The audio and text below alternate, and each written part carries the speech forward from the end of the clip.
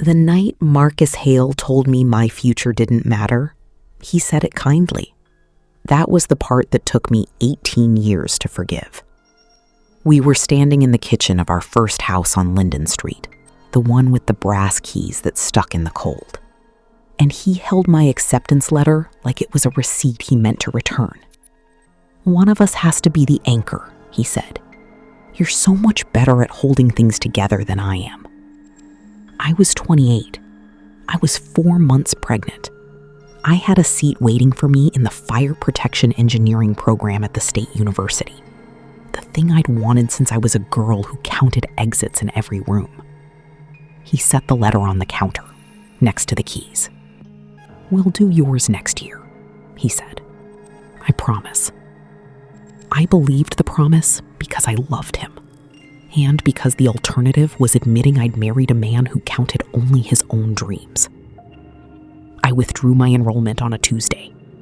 I still remember the clerk's bored final voice. "Deferred or withdrawn?" she asked. "Withdrawn," I said. Outside, the rain hadn't started yet. It was just the smell of it, the whole sky holding its breath. I thought I was making a sacrifice.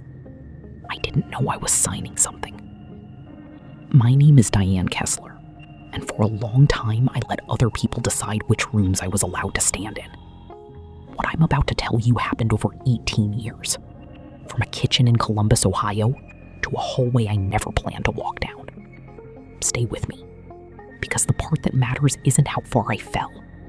It's who was standing at the other end of a very ordinary morning, holding a clipboard that wasn't his yet.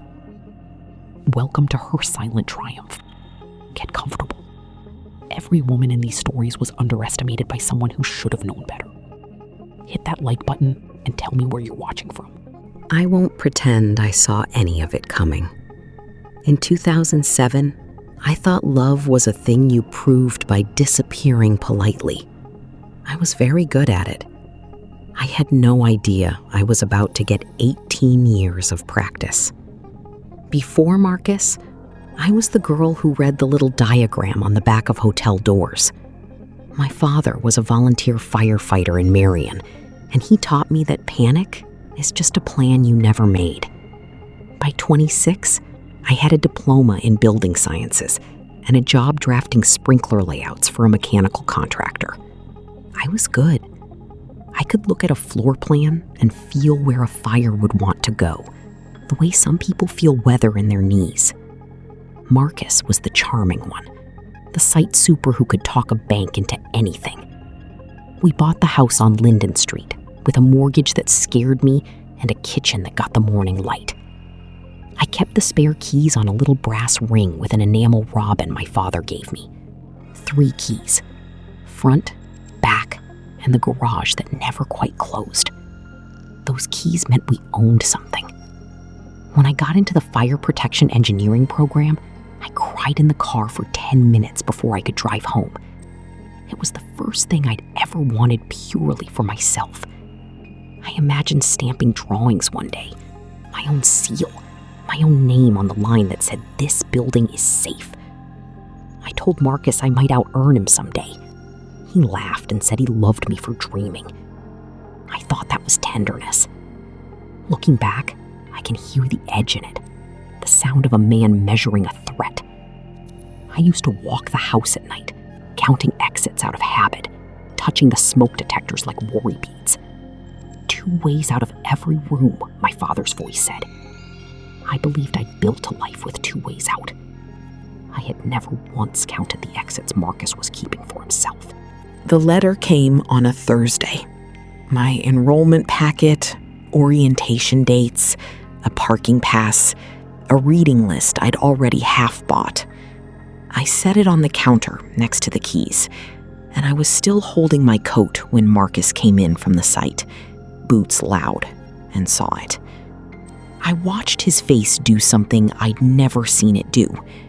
He picked up the letter, read the top line, and got very calm. "We can't do this right now," he said.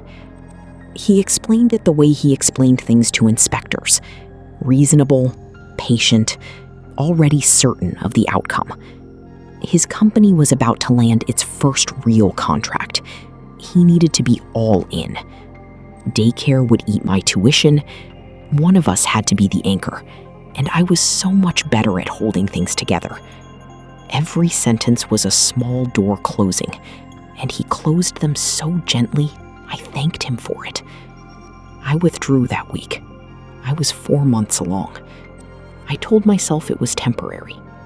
For a while, it even looked like sacrifice paying off. His company grew. We moved to a bigger rental. He wore better shirts. Then the late nights started, and the new assistant's name, and the weekend site visits 3 hours away. I found the second phone in the console of his truck when Emma was 6 weeks old. I didn't scream. I sat in the driveway with the baby monitor crackling and read 8 months of another life. When I finally asked him, he didn't deny it. He said the thing I still hear in the worst hours of the night. "You got comfortable," he said. I had quit my future to hold his up, and he was calling the holding a flaw. He moved out in October. He kept the house on Linden Street. His name was first on the deed, and I'd been too in love to argue paperwork. I packed what fit in my car. On the way out, I took the brass keys off the hook out of pure habit, the robin catching the porch light. They didn't open anything of mine anymore. I put them in my coat pocket anyway. That was the last warm night for a long time. The first year without him was a long hallway with the lights off. I couldn't make rent on the apartment, not with a newborn and a job that cut me to part-time when I couldn't work overnights. I sold the drafting table first, then the couch. I learned which food pantry didn't ask questions on Wednesdays. And AM while she cried in the other room, and I couldn't make my body stand up. I know now it was postpartum depression stacked on grief. Back then, I just thought I was the failure Marcus had finally seen clearly. I missed a shift, then 3. The eviction notice was taped to the door in November, almost a year to the day since he left. My mother drove down from Marion and found us with the heat off and me not eating. She didn't lecture. She packed Emma's things into a laundry basket and said the sentence that saved my life and broke my heart in the same breath. I signed a temporary custody agreement in a county office that smelled like burnt coffee. Case number JC 2008-1173. 11 months. My daughter learned to walk in my mother's kitchen, and I wasn't there. I don't tell that part often. People want the villain to be the reason you lost everything. And he was the reason I fell. But the 11 months were mine, the deepest floor of it. Some nights I'd take the brass keys out of the coat I never gave away and hold them in the dark. 3 keys to a house that wasn't mine, a little Robin worn smooth. They didn't open anything. But my father used to say 2 ways out of every room, and holding them reminded me there had once been a door I walked in through on purpose. I wasn't ready to look for the next one, but I started, on the worst floor of my life, to count exits again. I got Emma back on a Tuesday in October. The JC case closed, and I made myself a promise in the parking lot. I would never again hand another person the pen that wrote my life. I didn't say it dramatically. I said it like a grocery list. Get her back. Keep her. Build something no one can quit for me. The building part took years. And years are boring, which is exactly why almost no one does it. I took the only jobs that paid and had daytime hours.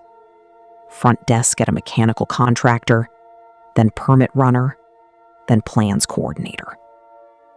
I was good with inspectors because I spoke their language. I'd been raised on it. One of them, a state fire inspector named Ruth Delgado, watched me flag a bad egress path on a set of drawings a licensed engineer had already stamped. "You've got the eye," she said. I told her the truth in one sentence. that I'd quit school for a man, and the man had kept the school. She didn't say sorry. She said, "Programs don't expire." I enrolled at night when Emma was 7. It took me 6 years to finish a degree meant to take 4, because I did it 2 courses at a time, with a kid, a job, and a car that died every winter. I studied at the kitchen table after Emma slept, the brass keys sitting in a drawer now instead of my pocket. I'd finally stopped carrying them, finally put them away.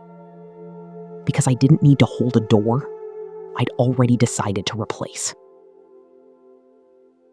People ask how a man doesn't notice the woman he wronged becoming a force in his own industry. The answer is simple, and it's the same every time. He stopped looking. To Marcus, I was past tense. He filed permits in the same county where I reviewed them, and never once wondered whether the initials on a plan review comment were mine. Erasing someone is comfortable, precisely because you never have to check the closet you put them in. Emma grew up watching me read code books the way other mothers read novels. She'd quiz me from the flashcards: occupant load, assembly, unsprinklered, and groan when I got excited. She asked me once why I cared so much about exits. I told her the whole job is one idea. No one gets to trap people who can't get out. She was quiet a while. I never had to explain who he was. Kids keep a ledger you don't hand them. I told her a person can lock you in a life without ever touching a door, and the only revenge worth anything is becoming someone who can't be locked in again. That was the whole religion I raised her on. I passed my certification exams the spring Emma turned 14.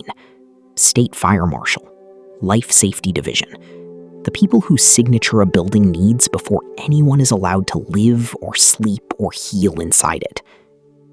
My mother framed the certificate. She hung it in her kitchen, in the same spot Emma had taken her first steps. She died 14 months later, in her sleep, before she ever saw me put on the badge for real. That's a cost I'll come back to, because I promised you the truth, and the truth includes the bills that never get refunded. By the time I walked into my first solo inspection, I was 44 years old, and I knew where a fire wanted to go the way I knew my daughter's footsteps in the hall. I had 2 ways out of every room now. I just didn't know one of those rooms would have Marcus Hale standing in the middle of it, holding a set of keys he thought were his. The file landed on my desk on a Monday in March 2025, one of 9 in my rotation, and I almost didn't read the applicant name because I read the address first. That's the habit. You picture the building before the people. Hazelbrook Senior Living, 92 beds, memory care wing on the east side, new construction on Sawmill Road. Assisted living and memory care facilities are the inspections we lose sleep over because the residents can't self-evacuate. Behind a locked memory care door, a fire isn't a headline. It's a math problem with no good answer. So we don't sign those certificates on a handshake.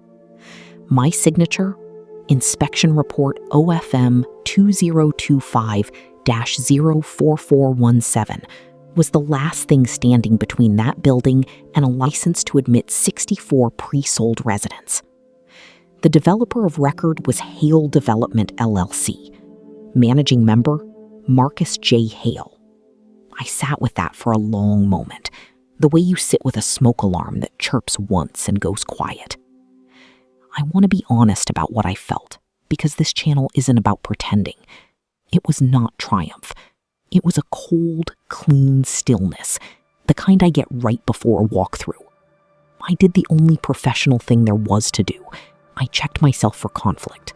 I called my supervisor, told her I'd once been married to the managing member. 18 years divorced, no financial ties, no contact. She asked if I could inspect it to the letter, no lighter and no heavier than any other building. I said yes, and I meant it. And that yes is the whole story. My power over Marcus was never that I could hurt him. It was that I could not help him. The door he needed was a real door with a real code behind it, and I was simply the person holding the pen he'd taken from my hand 18 years earlier and never imagined I'd pick back up. I spent Wednesday night the way I spend every night before a big walk. Not plotting, reviewing. Egress diagrams, sprinkler shop drawings, the fire alarm sequence of operations, the generator specs. And the more I read, the quieter I got. Because the drawings were beautiful and the submittals were thin. Beautiful buildings with thin submittals are the ones that scare me most. It means someone spent the money where the tour would see it. The memory care wing had a hardware schedule I couldn't reconcile. The secured corridor exit doors were specified with electromagnetic locks, and I couldn't find the fail-safe release tied to the alarm. On paper, that's the difference between a door that opens when the building fills with smoke and a door that doesn't. I flagged it with a sticky note and told myself I'd verify it in person, because paper lies and buildings don't. Emma, home from her first year of college for spring break, found me at the table at midnight. "You've got that face," she said. I told her. She sat down slowly. The guy. I said it didn't change the job. She looked at me a long time and said something I've thought about every day since. "Mom, you don't have to do anything to him." That's a 19-year-old handing me my own religion back. I went to bed and slept like a person with 2 ways out of every room. 52 on Thursday. I always come early. You learn more from a building before the tour guide arrives. 05. 18 years is a strange lens. He was heavier, grayer, still handsome in the way that expects a room to rearrange itself. He crossed the lot with his hand already out, the sight super smile, the voice that used to talk banks into anything. "You must be the inspector," he said. He shook my hand and looked straight through me. He did not recognize the woman he told to quit. I'd taken my mother's name back the year she died, so the clipboard said Kessler, and Kessler meant nothing to him. I felt the ground go very steady under me. Not because it hurt, but because it didn't. Not the way I'd braced for. I'd spent so many years imagining being seen by him that I'd forgotten the cleaner freedom of not needing to be. "Diane Kessler, State Fire Marshal," I said. We walked, and this is the part I need you to understand, because it's the whole spine of my life. I did not slow walk him, and I did not sharpen a single pencil to cut him. I never wanted revenge. I wanted my life back. So I stopped waiting, and I went to work. Work, that Thursday, meant a flashlight and a code book and 40 years of my father's voice. The building told on itself within 20 minutes. In the memory care corridor, the one with residents who can't find a door on their own, the secured exit doors were on electromagnetic locks with no fail-safe tie to the fire alarm. I pulled the test. The alarm sounded. The locks held. In a real fire, 64 people who trust a building to let them out would have been standing at a door that stayed shut. Marcus started talking fast and warm, the way he does. The integrator was coming Friday. It was a punch list item. Everyone signs with a few open items. We all know how this works. I have heard that sentence in 100 buildings from 100 men who mistook charm for a certificate. Meanwhile, his phone kept buzzing on the lanyard around his neck. Investors, I'd learn later. He pre-sold the units and borrowed against the opening date. And every week the door stayed closed cost him $18,000 he no longer had. He was a man running downhill hoping momentum looked like control. I clicked my pen. Let's keep going, I said. The east stair was worse. The rated door meant to hold back smoke for an hour was propped open with a fire extinguisher. The exact irony you can't make up. And the stairwell was doubling as storage. Boxes stacked in the path of the people who'd need it most. The emergency generator that's supposed to run the alarm and the smoke controls had no record of a load test. When I asked for the report, Marcus's project manager looked at the floor. I learned later he'd been late on 3 other openings that year, that the charm had thinned everywhere, the way it thins when a man spends his credibility faster than he earns it. But that Thursday, I didn't need his history. The building was giving me the present tense in code violations, one door at a time. Each finding was small on its own. Together, they were a portrait of a building built for the tour, and not for the worst night. I wrote each one in the flat language of the code. Section numbers, no adjectives. Marcus's smile was working harder now, the way a man's smile does when he can feel the floor start to tilt.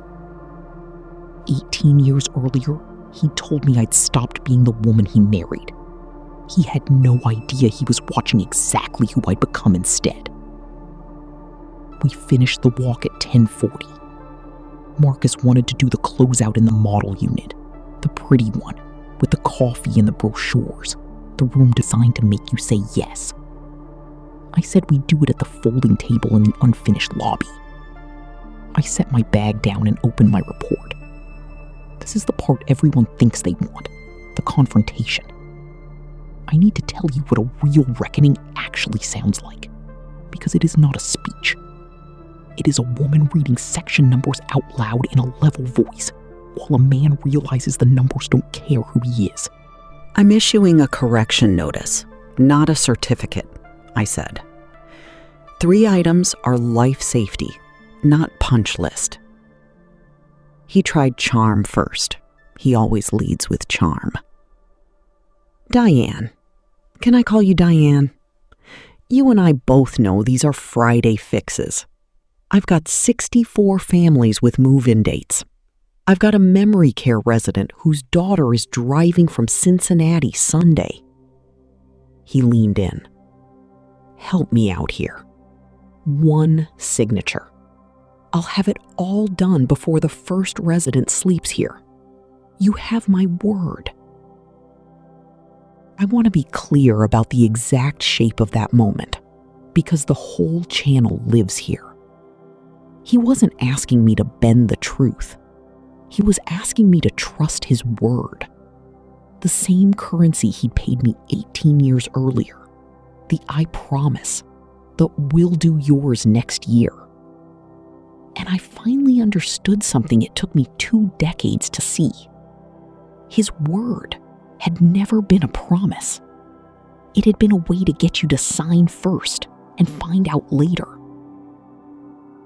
I can't, I said. Not cold, not warm, just true. The memory care egress locks have no fail-safe release. If the alarm goes off tonight, those doors stay locked. I watched them stay locked. He asked to see it himself. I respect that. A builder should. We walked back to the memory care corridor, and I pulled the alarm test a second time, in front of him and his project manager. And we all stood in the noise and watched the secured doors refuse to open. There's a particular silence after a fire alarm stops, a ringing where the sound used to be. In that silence, Marcus finally stopped selling. He put his hand flat against the door, like he could feel it change its mind. It didn't. The integrator, he started, and then didn't finish, because even he could hear how small the word was next to what the door was telling us. I've stood in that exact silence with a dozen developers. The good ones go pale and start writing. The other ones start bargaining with the person holding the pen, as if a signature is a feeling you can talk them into. Marcus had spent 30 years being the second kind of man, and it had always worked. And it was not going to work today. And you could watch him realize it in real time. We walked back to the folding table. He sat down heavier than he stood up. He switched then, the way men like him do, from honey to weight. Did I know how much this was costing him? Did I understand there were investors, that he'd borrowed against the opening, that a 2-week delay might take the whole project down? He said the number out loud like it was supposed to move me. I am $18,000 a week underwater. Do you get that? And there was the gong, the number I'll never forget landing in that empty lobby. $18,000 a week for him and 18 years for me. He was asking me to risk 64 lives to save him $18,000. And he genuinely could not hear how that sentence sounded, because he had never once in his life had to be the one who couldn't get out of the room. I didn't say any of that. This is where I could have. I had the speech. I'd written it 100 times on 100 bad nights. I didn't give it. Not because he deserved mercy, but because the speech was the last thing of mine he could still take. So I kept my voice flat and my hands still. You have 30 days to correct and request reinspection, I said. The items and the code sections are all in the notice. If you fix them, you pass. That's not me being generous. I signed the correction notice, not the certificate, and slid it across the folding table. Inspection Report OFM 2025-04417. Denied pending correction. My name on the line I dreamed about stamping when I was 26 and pregnant and about to be talked out of my whole life. He stared at the paper.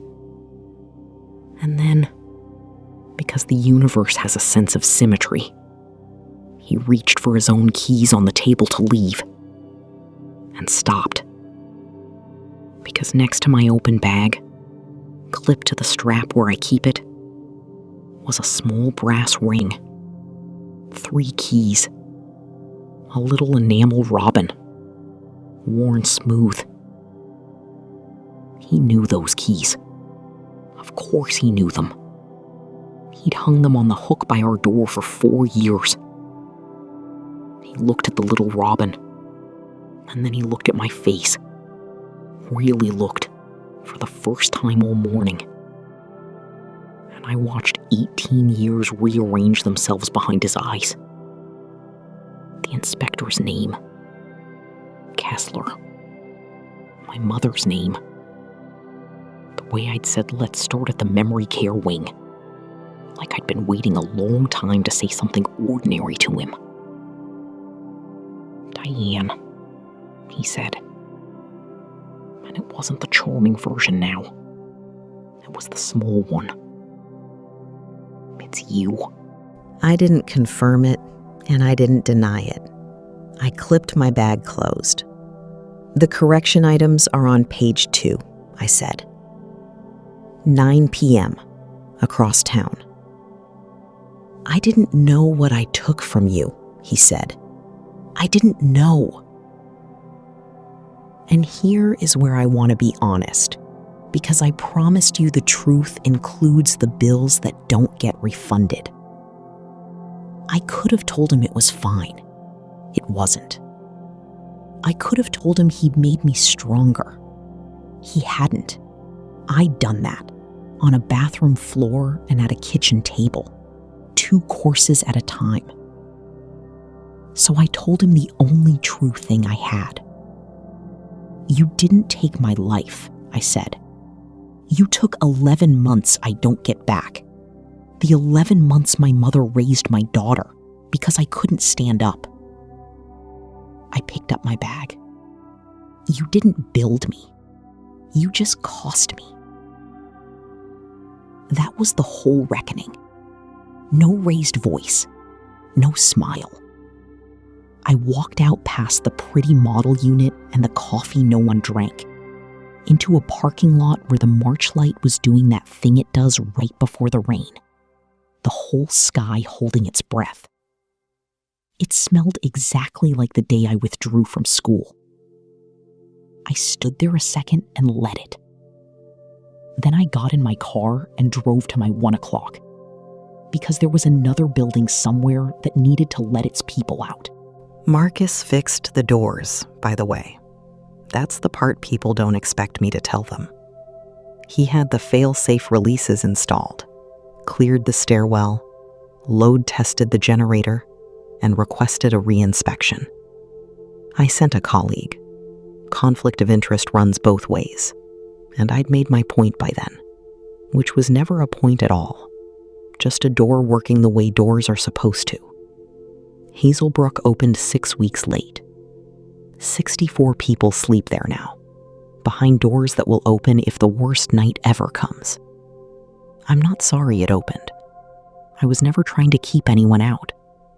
I was only ever trying to make sure everyone could get out.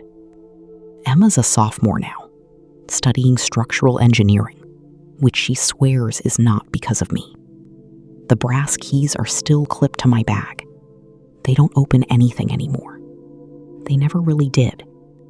I keep them because they remind me of a woman who once believed she had 2 ways out of every room, lost sight of both, and spent 18 quiet years building the exits back with her own hands. If you take one thing from me, take this. No one can lock you in a life you refuse to stop leaving. Fix your own doors. Learn where the fire wants to go. And keep a spare key to the person you're becoming. If this story meant something to you, hit that like button, subscribe, and tell me in the comments. I'll see you in the next one.